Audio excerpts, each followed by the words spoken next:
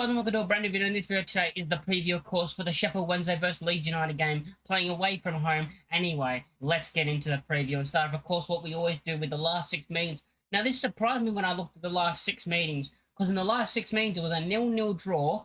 It was a 0-0 draw this season. Before then, we lost 2-0 in 2020.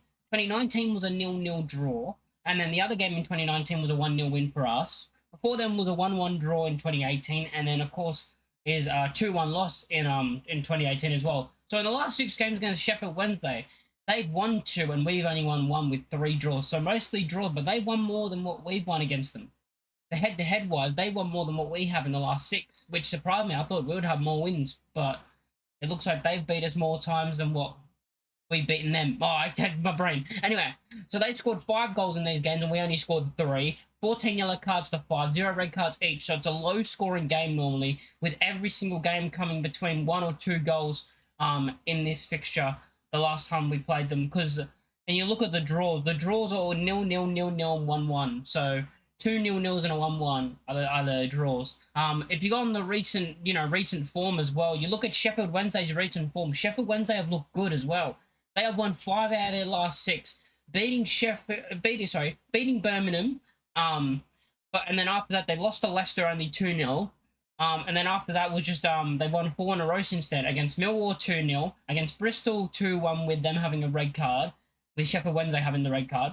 They then beat Rotherham 1-0, and then they recently beat Plymouth 1-0. So the recent form, they've looked good, and going into this game, you see that and you're like, oh, so they've actually got good recent form.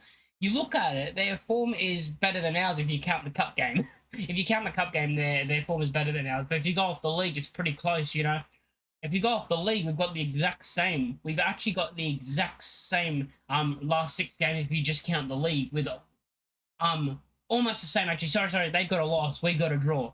So that's the only difference. So it's pretty even in this game off recent form. Like, they've looked good, and we've been good, of course. I still think we're going to win this game. But, of course, now let's go through the starting 11, who I think we're going to line up with. Melier will start in goal for me, of course. Connor Roberts, I think, is going to start at right back again, because I liked him in the last game. I think he was good. I think he had a good performance. And I would put him there because I want to put Gray in the midfield, basically. And I think that's what we're going to do. Because he looked good against Stoke. And I liked him on that right side with Dan James. They seem to have this, good link-up play together on the wing, which I liked. Going into centre-back, we're going to have, of course, Rodon and Ampadu. They're going to be our 2 centre-backs, of course. You can't take them out because they've been brilliant. I mean, there's no one else you could really bring in. And they've been great this season. They've been great so far. So let's move on now, of course, at left back. Left back is a tight one. Which one are you going to choose? I think we're going to go with Firpo. I think Firpo comes back into the team because Barton started against Stoke. Yeah. Wait, did he? Yeah, Barton started against Stoke. I'm pretty sure he started against Stoke. Oh my god, I can't remember, but I'm pretty sure he did. But I'd bring Firpo in and play Firpo on the left. The double pivot in the midfield, I would actually go with Gruev and Archie Gray. I would take out Kamara. No, that's not me. That's nothing bad about Kamara, but I think Gray's better in the midfield. And also, he can bring it forward more. He can try to push into the attack more and open up some more space and give us another option down the middle where he can link up with Rutter and try to push into the attack. And then, of course, on the left, we're going to have Somerville. There's been things that people saying, should we drop Somerville? I mean, he's been our best player this season, but in the last 4 games, he hasn't been great. Recent form in the last 4 games, he hasn't had a good game in the last 4. Of his standards, he's been poor, but he's not been great in the last 4 at all. Which is why you could see Nonto go there. You could see Nonto on the left and James on the right. But I do think Fark will keep Somerville in, but I wouldn't be surprised if Nonto goes onto the left. In the 10, of course, is Jorginho Rutter. You're not going to take him out. And then on the right, of course, as I said, Dan James, who came back in the team against Stoke and looked great. He got the goal. That made us win 1-0. And a good performance all around from him. And he looks so dangerous. He's such a dangerous player with his pace. And he's improved his decision-making. And adding that with his pace, he's improved so much. I'm happy for him. And then up front, people have been clamouring for Joseph. But it's still Bamford. I'm sorry. Bamford's not played bad. People say, oh, but Bamford got a chance when Pirro wasn't playing. Bamford got a chance ahead of Pirro. Do you know why he got that chance ahead of Pirro? Because Pirro was playing poor and we lost 2 games in a row. Pirro was playing poor. We lost 2 in a row. Since Bamford's come in, I think he scored 7 goals in his last 9 matches. I'm pretty sure it's something like that. 7 in his last 9 matches.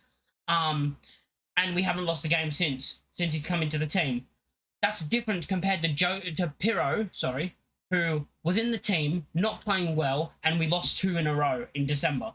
That's 2 different things, and that's why you keep Bamford in the team. Now, I would bring Joseph on in about the 65th minute. I think he deserves more time on the pitch than he's been, like, more time than 20. I think 65 minutes is good. You know, give him 30 minutes. Give him 25 to 30 minutes on the pitch to see if he can do anything. And I'm happy with that.